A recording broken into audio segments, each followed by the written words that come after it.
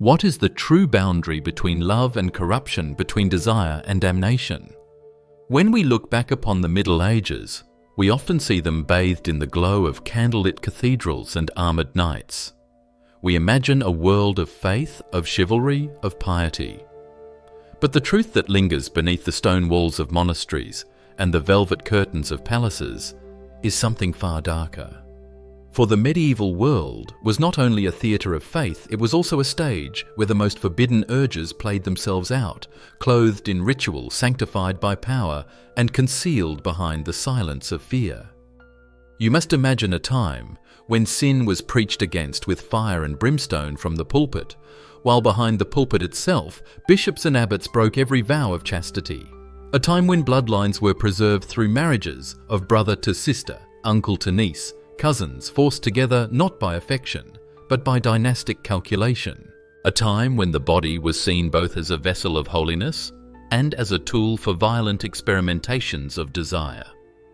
What you will hear in this story are not isolated scandals, but patterns repeated across centuries, defended by law, and often celebrated in secret chambers, where only the privileged were allowed to enter. It is easy from our modern vantage point to believe that human nature is restrained by rules, that morality always finds a way to win. Yet the medieval chronicles whisper otherwise. They tell us of lords who demanded brides no older than 12, of queens accused of bedding their brothers, of priests who kept stables of young boys as if they were cattle. They describe feasts that ended not in prayer, but in chambers filled with intoxication, where power and lust blended into grotesque rituals of submission. These were not accidents of passion. They were structures woven into the very fabric of medieval life. Tonight, we will walk through that world together. We will explore the most insane sexual practices of the medieval era, not to indulge in scandal, but to uncover what absolute power does when it bends both flesh and spirit. We will see incest not as rumour, but as strategy, sadism not as madness, but as performance and lust, not as private vice, but as the unspoken law of courts, convents, and castles. The question is not whether these things happened. The question is whether morality ever stood a chance against power, once power learned that the body itself could be a throne. To understand the sexual universe of the Middle Ages, we must first step inside its architecture of power. Imagine the soaring spires of a cathedral built to reach heaven, while beneath its shadow peasants tilled fields in perpetual hunger. Imagine the castles rising above moats and forests, their stone walls hiding velvet chambers where kings and queens slept beneath tapestries woven with saints and martyrs. This was a world where hierarchy was absolute, where one man's command was law, and where the fragile lives of thousands were bent to satisfy the will of a few. Power in medieval Europe was not merely political, it was sacred. Kings ruled by divine right, popes spoke as the voice of God, lords governed the bodies and souls of those born beneath them. To disobey authority was not only treason, it was heresy. In such a world, desire itself became sanctified when cloaked in authority. If a king took his sister to bed, who would dare condemn him when the crown was his halo? If a bishop fathered children with his niece, who would speak when his sermons defined morality itself? The luxury of the powerful was designed to inspire awe. Gold chalices, jeweled crosses, and silk from the east dazzled the eye, but they were also a disguise, hiding the corruption within. The peasants saw splendor and believed holiness. The courtiers bowed and whispered, but silence was its own survival. Behind closed doors, where flickering torchlight softened into shadows, the grand feasts dissolved into drunkenness, laughter, and the unthinkable. There, the rules of God and man grew elastic, bending around the cravings of the elite. It was a gilded cage, this theatre of power. Those who lived within it believed themselves untouchable. their sins draped in ceremony. A wedding between cousins was justified as dynastic strategy. The bedding of a child bride was excused as the fulfillment of duty. A cleric's concubines were explained away as allegories of temptation. But to those who watched in silence, the spectacle was suffocating. Behind every jeweled crown and painted fresco lay the stink of indulgence, the dread of secrets too dangerous to reveal. And it is here, in these glittering halls and hallowed sanctuaries, that we must search for the seeds of perversion. They were not born in filth or darkness alone. They were cultivated in gold in scripture and in the intoxicating certainty that power meant never answering to anyone at all. Every corruption begins with a whisper. In the courts of medieval Europe, those whispers carried through stone corridors embroidered into rumour as delicately as any tapestry. The official histories would never record them, but in the margins of chronicles and in the gossip of servants, we hear of strange unions, whispered scandals, and habits too shameful to name aloud. At first they seemed harmless, even practical. A king weds his cousin justified as the preservation of dynastic purity. Blood must not be diluted, the advisors would insist, and so marriage between close kin was painted as necessity, not sin. In monasteries, the vows of chastity were observed with hymns by day, but at night the shadows told a different story. Young novices forced to share the abbot's chamber, their silence bought by fear of damnation should they resist. These were not yet open transgressions, but the beginnings of something darker when forbidden desire was excused by politics, by ritual, by the language of divine order itself. The seeds of perversion took root in privilege. If a noblewoman whispered her fondness for her brother, it was dismissed as affection. If a lord demanded his page share his bed, it was explained away as education. What was unthinkable for the peasant became permissible for the powerful because power itself was a shield. These acts began quietly justified with soft words until the line between duty and indulgence blurred beyond recognition. But every suppressed scandal left its trace. In Chronicles, we read veiled references to unnatural affections, to noble houses tainted by diseased blood, to abbots whose sermons thundered against sin, even as their households bulged with illegitimate children. Peasants muttered that madness in kings was born not from divine punishment, but from incestuous unions. Physicians whispered that certain strange ailments of the body were punishments for lust unrestrained. Still, no one spoke too loudly. To accuse was to invite destruction.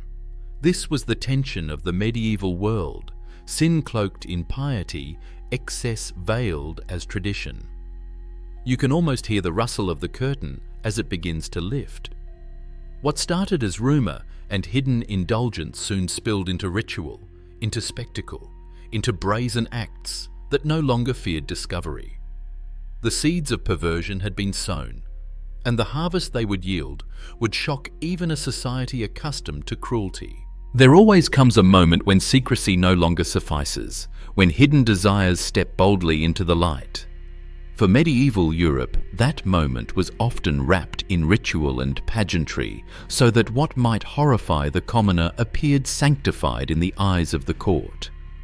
What had once been whispers became events. The lines of morality cracked beneath the weight of power and arrogance. You must imagine a royal wedding, the vaulted cathedral echoing with hymns, the incense thick in the air. The bride is scarcely a child, the groom her uncle twice her age. Courtiers murmur approval, bishops nod gravely, and the vows are spoken in the language of divine duty. To the people watching from the square, it is a celebration of dynasty. Yet beneath the sanctity of the ritual lies something grotesque: blood, married to blood innocence, bound to corruption and power, daring to disguise indulgence as politics. Or picture the great feast days of Carnival, when the rigid hierarchies of medieval life briefly loosened. Cloaked in masks and drunken laughter, the nobility staged orgiastic revels, blending pagan echoes with Christian symbols. men dressed as priests and women as nuns, mocking the vows of chastity as they descended into chaos. The irony was sharp, the blasphemy intentional. And behind the laughter lay cruelty. Servants were dragged unwillingly into these games, their bodies treated as props in performances that blurred the line between celebration and violation. Even more chilling were the punishments crafted to serve desire. In some courts, humiliation became entertainment, nobles inventing cruel spectacles where victims were stripped, bound and paraded before jeering audiences under the guise of justice. The act itself was less about law than about indulgence, an excuse to break taboos publicly to transform transgression into theatre. The moment of crossing the line is not only about what was done, it is about how it was seen. Once the forbidden was performed openly, shame no longer restrained. The courtiers applauded the clergy, rationalized the chroniclers, recorded with euphemism. And in that applause, in that silence, the final barrier collapsed. Morality was no longer a rule to uphold, but a curtain to be drawn aside. From this moment on, excess no longer needed secrecy. It could breathe in the open air of court, sanctified by ritual, justified by necessity, or simply laughed away as revelry. What began as rumor had now transformed into spectacle. And behind the torchlight, where the scent of incense still lingered, the true descent into decadence began. Once the veil had been torn away, what remained was not a single scandal, but an entire way of life. To exist within the orbit of medieval power was to breathe decadence as if it were the very air. The chambers of kings and lords became theatres of appetite, and their days unfolded like rituals of indulgence. Behind closed doors, the rhythm of life was dictated not by duty or governance, but by cravings that grew more grotesque the longer they were indulged. Imagine a ruler who woke not to prayers, but to the whispers of attendants preparing his morning diversions. Concubines, both noblewomen and servants, were brought in rotation, chosen not for love, but for novelty. Incest was not hidden, but folded into routine, sisters and cousins, residing within the palace as though their blood ties guaranteed loyalty even in bed. In some households, children were wed at such tender ages that the distinction between marriage and violation disappeared entirely. It was not scandal to those within the court, it was custom. The excess went beyond flesh. Potions and charms circulated in gilded cups. Aphrodisiacs brewed from ground pearls, animal organs, even the blood of virgins believed to cure impotence or inflame desire. Physicians, rather than condemning, prescribed such remedies, blurring the line between medicine and madness. To them, lust was an ailment and indulgence its cure. The result was a cycle of obsession. Indulgence fed appetite. Appetite demanded invention, and invention spiraled into cruelty. But beneath the laughter, beneath the intoxication of wine and the softness of silk sheets, there was a void. The chroniclers who dared describe these courts hinted at paranoia, rulers who trusted no one, who feared poison in every meal, who saw betrayal in the eyes of their own blood. The louder the music, the emptier the soul. Excess was never enough. Pleasure hardened into compulsion, and compulsion into despair. Those who entered the orbit of such power servants, courtiers, even clergy, were not spared. They were drawn into the cycle, whether through coercion or ambition. Silence was rewarded, complicity ensured survival. To refuse was to invite exile or worse. The court itself became a mirror of its ruler, outwardly radiant, inwardly decayed. This was the true horror of the degenerate life, not the singular act of perversion, but the normalization of it. When depravity became routine, when it dictated the tempo of daily life, corruption ceased to shock. It became the air everyone breathed, suffocating in its inevitability. No excess can last forever. In the medieval imagination, every sin demanded a reckoning, and sooner or later, the price of unchecked desire began to reveal itself. At first, the signs were subtle whispers in the court rumors, in the marketplace sermons sharpened with veiled accusations. What had once been tolerated indulgence slowly began to curdle into unease. The body itself was often the first betrayer. Generations of incest left their mark, producing heirs who were sickly infertile or touched by madness. Courtiers muttered about tainted blood, though none dared speak the word aloud. Physicians cloaked their diagnoses in riddles, describing maladies as divine punishment or mysterious humours, but the truth was difficult to hide. Some kings raged with sudden, inexplicable fits of insanity. Others wasted away, their bodies broken while still young. The dynasty might continue, but its foundation was already rotting from within. Beyond the family line, the court began to feel the strain. Nobles, who once bowed in silence, now whispered rebellion. Peasants, who once marveled at royal splendor, began to spit curses at their rulers, blaming famine and plague on the sins of those who sat on thrones. The Black Death, sweeping across Europe in the mid-14th century, was widely seen not only as a natural disaster, but as divine retribution for lust, greed, and blasphemy. When half a village lay in its graves, it was easy to believe that God had grown weary of indulgence. The church, though complicit, also turned. When a bishop's household grew too notorious, rivals condemned him as a heretic. When a noble's excess threatened the peace, priests thundered from pulpits about Sodom reborn in their midst. This was the double edge of power. Indulgence could be tolerated only so long as it did not endanger the delicate balance of fear and obedience. Once unrest grew, the same rituals that once excused sin became evidence for damnation. The walls of a castle might seem eternal, but within them grew the seeds of collapse. Disease, paranoia, and discontent wove together like threads in a funeral shroud.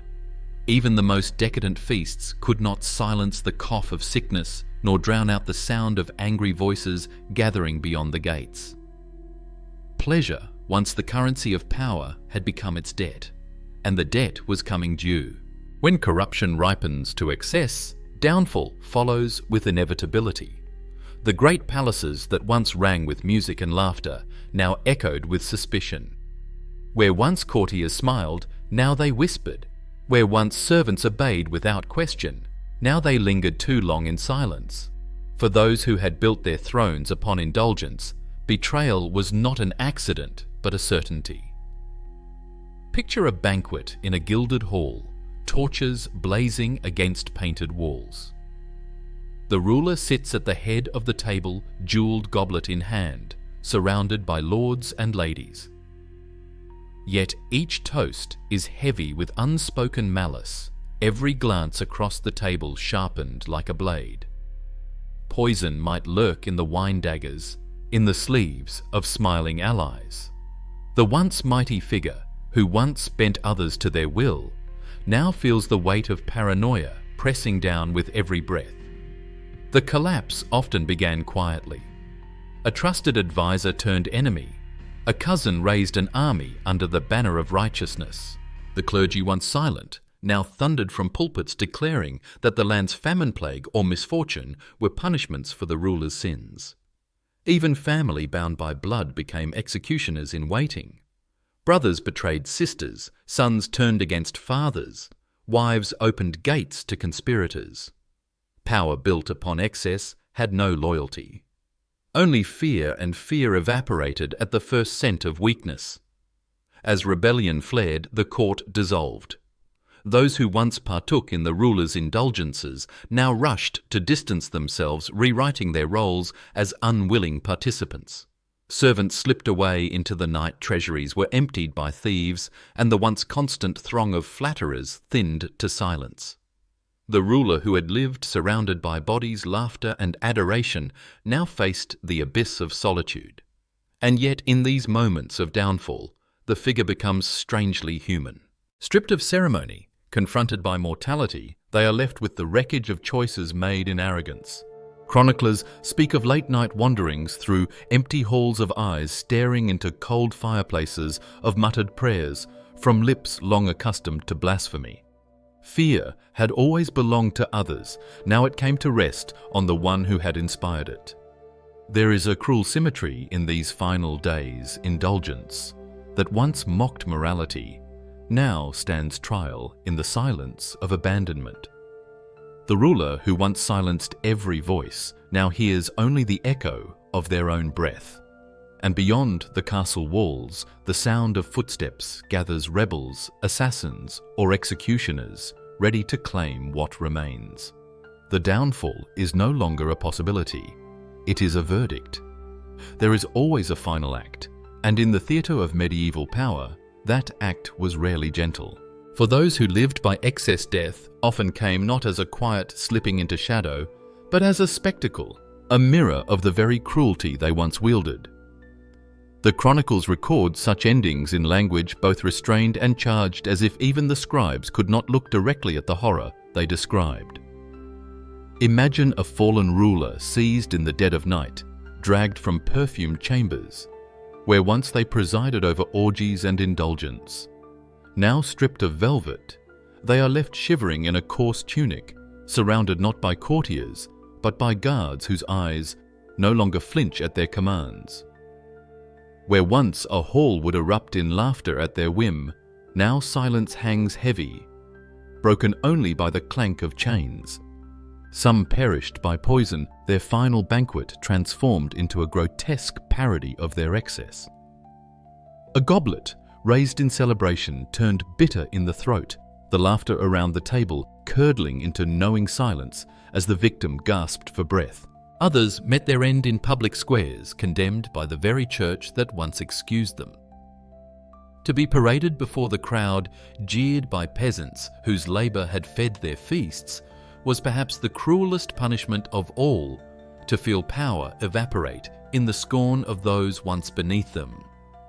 There are darker tales still of nobles murdered in their sleep by their own kin of bishops, suffocated in cloisters, by monks who could no longer bear their hypocrisy of rulers cut down, not by foreign invaders, but by servants who had endured too much. The irony was complete. Death came not from distant enemies, but from the very bodies once pressed into service of lust and power. The tragedy lies not only in the violence, but in its inevitability. These deaths did not shock their contemporaries. They confirmed what was already suspected. Indulgence without restraint was a path that always ended in blood. What was whispered in rumours, what was hinted in sermons, found its final punctuation in the grotesque theatre of execution. And as the body fell, whether from the scaffold, the bedchamber, or the banquet table, the silence that followed carried a weight heavier than any scream. The ruler had feasted upon desire, mocked morality, and bent power to flesh. Now flesh itself had betrayed them, leaving only a corpse and a warning stark and unforgettable. And then silence. The kind of silence that is heavier than sound, thicker than grief. When a tyrant or a libertine ruler fell, there were no hymns of mourning sung in the cathedrals, no solemn masses intoned for their souls. Instead, there was a strange and chilling quiet, as if the world itself hesitated, unwilling to decide whether to rejoice or recoil. In the palaces, the servants moved quickly, scrubbing away the stains of blood, stripping tapestries from walls that had witnessed too much. Courtiers who once fawned over every gesture now spoke the ruler's name only in whispers, or not at all. Their portraits were hidden, their seals broken, their memory carefully erased from the chronicles. For to remember too vividly was to risk inheriting their stain. To forget was safer. In the streets, the silence was different. It was punctuated by sudden bursts of laughter, by villagers shouting in relief, by markets buzzing with rumours. The people celebrated, though not always openly. They toasted in taverns to a death they believed long overdue, to the collapse of a reign that had drained their fields, their coin, their daughters and sons. And yet beneath their relief there was unease. If such corruption could exist for so long, who could promise it would not return? Even the church, which had thundered against the ruler's sins only when it was safe to do so, now wrapped itself in quiet. Priests spoke in vague terms of justice, served of divine retribution, fulfilled. But they did not dwell on details, for too many, within their own ranks, had mirrored the same excess. To condemn too loudly was to risk revealing the shadow within their own sanctuaries. What lingers in this silence is not peace, but absence. The absence of feasts that once roared with drunken laughter of chambers, once crowded with bodies of torches, once burning through endless nights of indulgence. And yet, absence is not nothing. It carries a weight, a reminder of what has been erased. The silence itself becomes a kind of haunting, a presence without form, echoing louder than the music that came before. The ruler is gone, their body rotting in earth, or displayed as warning. But the air they corrupted still hangs heavy, and those who lived in their orbit still carry the memory in their bones. The silence is not cleansing, it is disturbing. It reminds us that even when the body has been destroyed, the shadow of its deeds lingers in the walls, in the whispers, in the very air of history. History is never truly silent. Even when names are struck from chronicles and portraits are torn from walls, echoes remain. They linger in rumour, in the deformities of dynasties, born from incest in the sermons that thundered warnings too late, in the superstitions whispered by peasants who believed plague and famine were punishments for sins too monstrous to name. The Middle Ages did not erase its decadence. It buried it only for fragments to surface centuries later, like bones unearthed by the plough. The legacies of those who indulged most recklessly did not vanish with their bodies. Bloodlines carried their decisions forward. Dynasties weakened by incest produced heirs unfit to rule. Kingdoms strained by indulgence collapsed into civil war. The very fabric of European society, torn between piety and perversion, shaped movements of reform and revolt.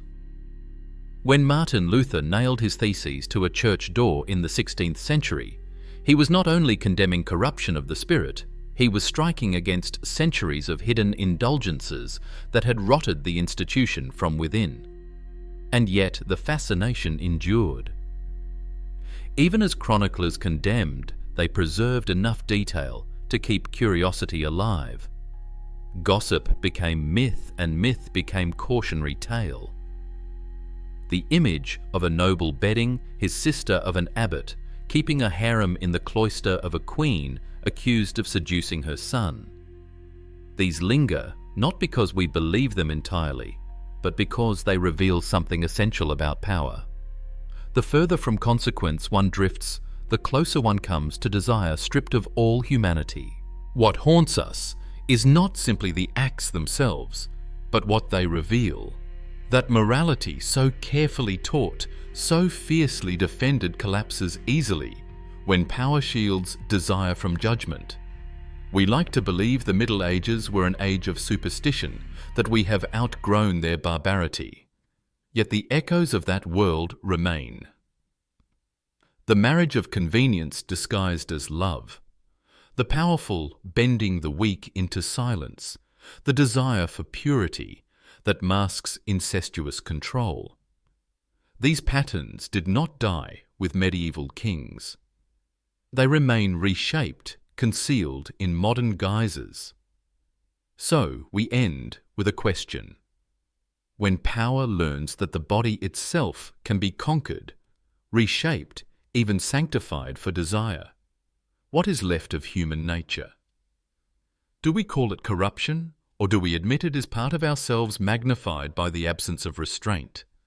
The Middle Ages may be centuries past, but their shadows remain, And perhaps the most unsettling echo is this: history does not only tell us what was, it tells us what still might be.